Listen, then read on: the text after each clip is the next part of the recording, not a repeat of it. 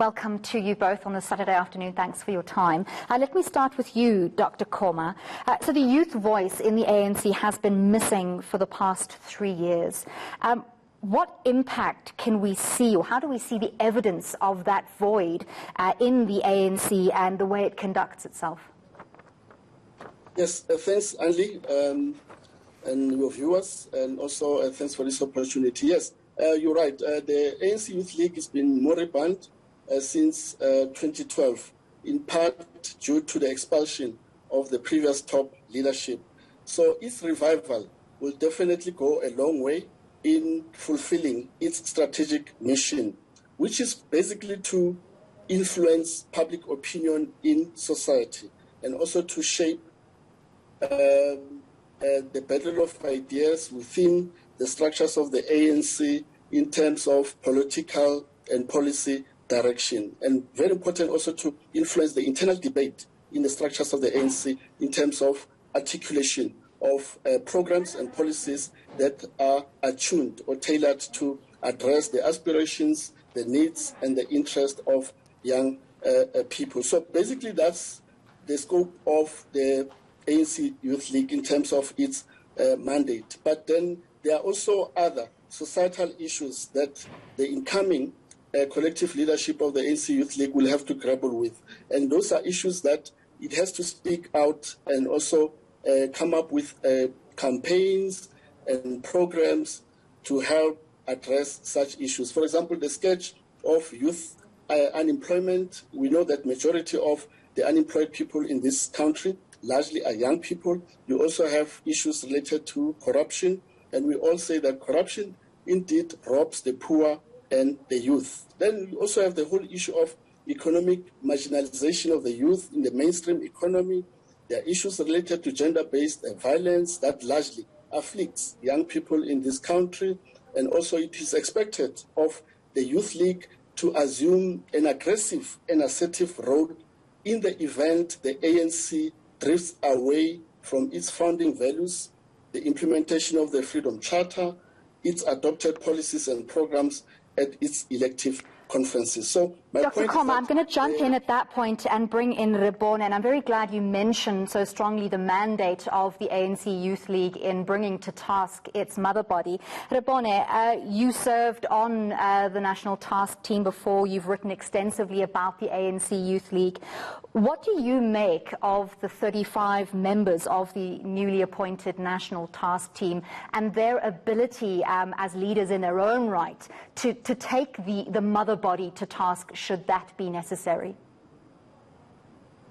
I think one must first start by saying the ANC has been at it since 2013 to say that the Youth League is being rebuilt.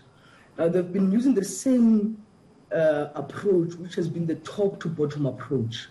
So 2013 there was a task team, the task team was dissolved, another task team came in, which was led by the likes of Natim Tetwa, Fikile Mbalula, Malusi Dabu, most of them who were former leaders of the Youth League. The task team then delivered the 2015 NEC in Galaga, where Colin Maine became president.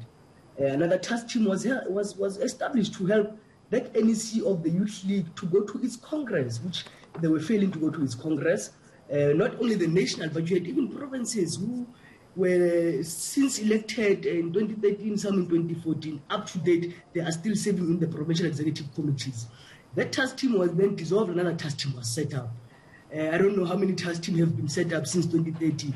The ANC needs to have an honest discussion amongst themselves, because if you look at even the timing of this task team, it's just on the eve of the ANC conference, which is due to take place next year, 2022, and we know that the Youth League will be commanding a delegation of 90 of its members to the ANC conference. So it's also about a game of numbers, you know. So I don't think that the ANC itself has really had an honest discussion on the youth, because you can't be rebuilding from 2013 to 2021. It's either where the ANC is currently, dissolve of structures of the Youth League and allow the Youth League to come back organically, because the environment is so toxic.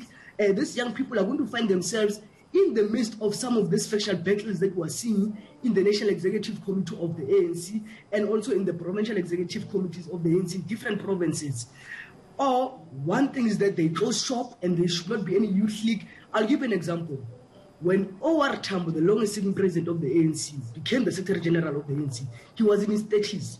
The current sitting president of the African National Congress, Cyril Ramaphosa, when he became Secretary General of the ANC, he was in his 30s. Young people should swell the ranks of the ANC. And this is what Julius used to say when he was the president of the Youth League around 2011, 2010 NGC, that young people should make sure that they are elected in structures of the ANC so that they can influence positions and policy issues. And I think it will be different because if you look at most that are leading the ANC currently, most of them have been there since 1991. So there's a new blood that is needed to give life to the ANC itself as an organization. Rebone, I want to pick up on that, the issue that you raised of the ANC using the Youth League to swell numbers in terms of support for factional battles in the conference in 2022. And I'm coming back to you, Dr. Koma, because I want to ask you your opinion about a Mail and Guardian report dated the 14th of February this year, in which the paper accuses ANC Secretary General Ace Magashule of trying to fill this very newly elected task team with his supporters as a way of bolstering his support base. He apparently was told by leadership that the list of names he submitted was not going to be approved, and that he should rework the list and come back with new names, and that's how we have now come to this current 35 members. What do you make of that dynamic? Yes, thanks, Andy. And my sense is that it is important that the incoming collective leadership of the ANC Youth League jettisons its preoccupation with the whole status of being a kingmaker, because the two successive ANC conferences of 2012 in Mangaung and in 2017 in Nasrec does point to the fact that a presidential candidate can win an ANC elective conference without the full backing of the ANC Youth League. So the ANC Youth League should begin to reclaim its autonomy, craft its own ideological posture, identity, independently from the ANC, because that is what is expected of the ANC Youth League. But if it begins to get entangled in the leadership and factional battles of the ANC, it runs the risk of being disbanded post-22 National Elective Conference of the ANC. The point that I also agree with Rebone to say this has been the setback of the previous task teams of the ANC Youth League. They should not really get fixated with who becomes the next president of the ANC, the rest of the top six, and who gets into the NEC. But they should begin, because traditionally the ANC Youth League is expected to be a grooming ground or a breeding ground for a generation of organic intellectuals and also leaders and activists who then are expected to play a progressive role in politics, in government, in business, in civil society, in labor movement, academia, and think tanks. So its mandate is not narrowed to who then becomes the next leadership or the top six of the ANC, but it has to begin to articulate its own ideological identity. As I said, it is expected to play an aggressive and assertive role in the event the ANC veers off from its founding mandate, values, and also programs. Rebone, so the Youth League represents the youth, but they are still an offshoot of the ANC mother body. In the past, they've been given only certain levels of tolerance for differing opinions with this mother body. Do you think they really can be autonomous from the ANC? I think we must also understand what is the meaning of autonomy, because the Youth League is not independent. The Youth League derives its existence from the ANC. So the Youth League, in terms of its own conferences, its own resolutions, its own programs, the autonomy lies there. But it can also contradict the ANC, but can influence and lobby the ANC. I'll give you an example. When the Youth League in 2010 went to the National General Council, they had their own first and only National General Council in 2010, building up to the ANC one. And one of the things was the issue of nationalization, because the discussion started there amongst the ANC Youth League. But the ANC also, what it did, it decided to block the Youth League going to the 2012 conference and not wanting to give an ear to what the Youth League at the time was saying under the leadership of Julius Malema, in terms of transforming also the economy of this country. It's only now later that the ANC now starts to talk about this radical social economic transformation or radical economic transformation. But these were ideas of the Youth League.